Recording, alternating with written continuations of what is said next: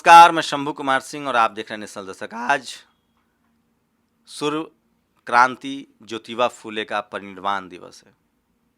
आज सोचिए, कांग्रेस बीजेपी तमाम लोग उनको याद कर रहे हैं।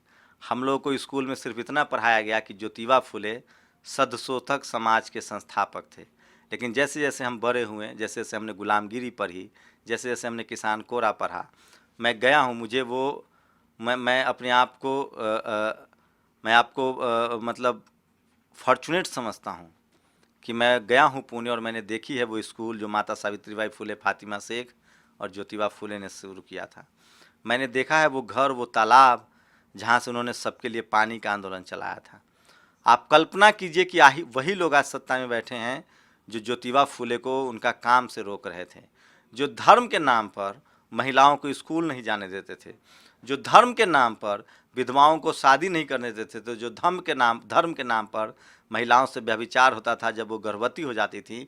तो ज्योतिबा फुले और सावित्रीबाई फुले ऐसे उन्होंने आश्रम खोले थे जहाँ विधवा महिलाएं आके अपने बच्चों को जन्म देती थीं।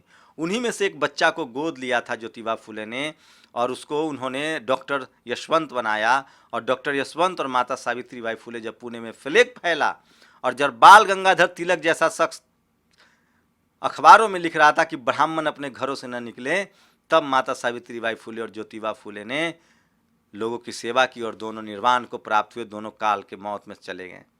ऐसे थे वो थे ज्योतिबा फुले जिन्होंने लगातार इंसानियत के लिए, रमाबाई एक ब्राह्मण महिला जो विदेश से डॉक्टर बन के आती है, यहाँ का समाज, यहाँ का धार्मिक कट्टरता लोग उसका विरोध करते हैं कि इन्होंने पाप किया है, समुंदर लांघा है। ज्योतिबा फुले पहला लेख लिखते हैं और कहते हैं कि हमें ज़रूरत है इस देश में डॉक्टरों की। वो दौड़ जब दलितों को मकानों के नीचे बलि दी जाती थी, रथ यात्रा के नाम पर उनको चक्के के नीचे कुचल दिया जाता था, उसका विरोध किया, लेख लिखते थे। वो कहते थे कि धरती पर अगर कोई भगवान है तो वो अंग्रेज है जिसने हमें पढ़ने लिखने का अधिकार दिया। आज सोचिए, ज्योतिबा फुले को जो सब याद कर रहे हैं, क्या उनके गुलामगिरी को पचा पाएंगे?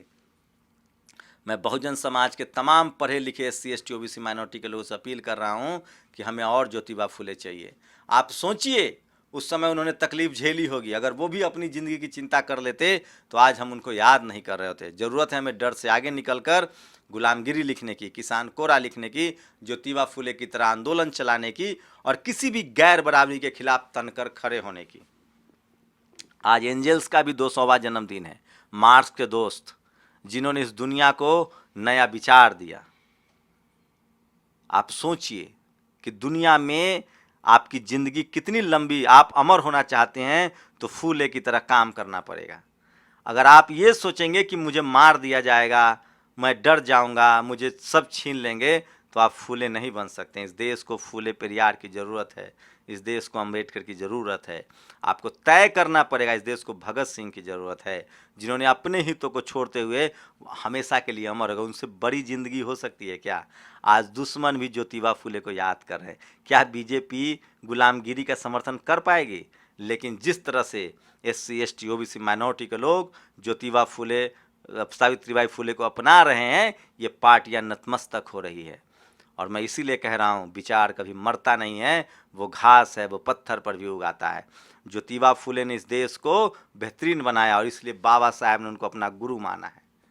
बाबा साहब ने ज्योतिबा फुले को गुरु माना है। आप कल्पना कीजिए, बाबा साहब ने ज्योतिबा फुले को गुरु माना है। ज्योतिबा फुले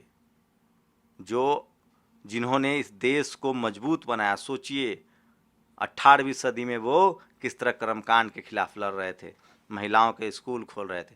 पढ़िए उनकी किताब किसान कोरा और गुलामगिरी, इस देश के हर नागरिक के लिए ज़रूरी है।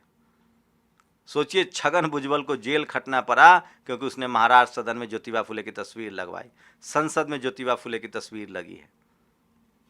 वो थे ज्योतिबा फुले जिन्होंने तमाम कर्मकांड के खिलाफ, तमाम गैर बराबरी के खिलाफ आंदोलन चलाया और इस देश की महिलाओं को तो उनका ऋणी होना चाहिए, जिन्होंने पहला स्कूल खोला। सोचिए, वो कितने बड़े पेट्रियार्की के खिलाफ थे। एक बार जब उनको संतान नहीं हो रहा था तो उनके पिता ने कहा कि ज्योतिबा फुले आप दूसरी शादी कर लीजिए, तब हो सकता है आपको संतान की प्राप्ति हो। उन्होंने अपने पिता को कहा कि मैं सावित्रीबाई फुले की मैं दूसरी शादी कर देता हूँ, हो सकता है मुझ में कोई गड़बड़ी हो, उनको संतान की प्राप्ति हो। क्या कोई कल्पना कर सकता है?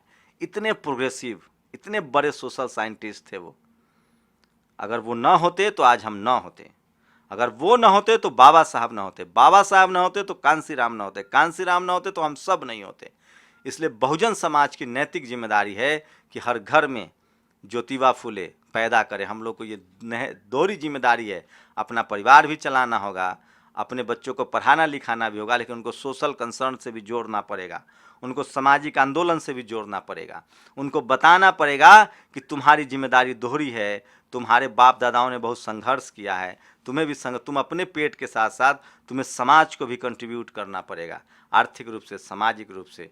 इसलिए अपने अपने बच्चों को घरों से निकालिए, कम्युनिकेटर बनाइए, बिजनेसमैन बनाइए, साथ साथ सोशल जस्टिस भी समझाइए, पे बैक टू सोसाइटी भी समझाइए, क्योंकि अगर फूले पेरियार अम्बेडकर न होते तो हम भी ना होते।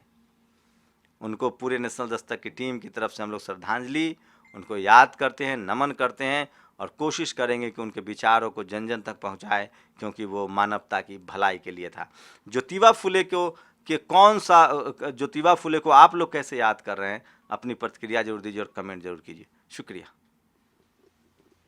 नेशनल दस्तक की आपसे गुजारिश है कि अगर इसको बचाना चाहते हैं तो नेशनल दस्तक को सब्सक्राइब करने के लिए रेड कलर के सब्सक्राइब बटन को दबाएं, फिर बेल आइकन की घंटी दबाएं। नेशनल दस्तक को बचाने के लिए बहुत जरूरी है कि हर खबर को शेयर करें, लाइक करें, कमेंट जरूर करें।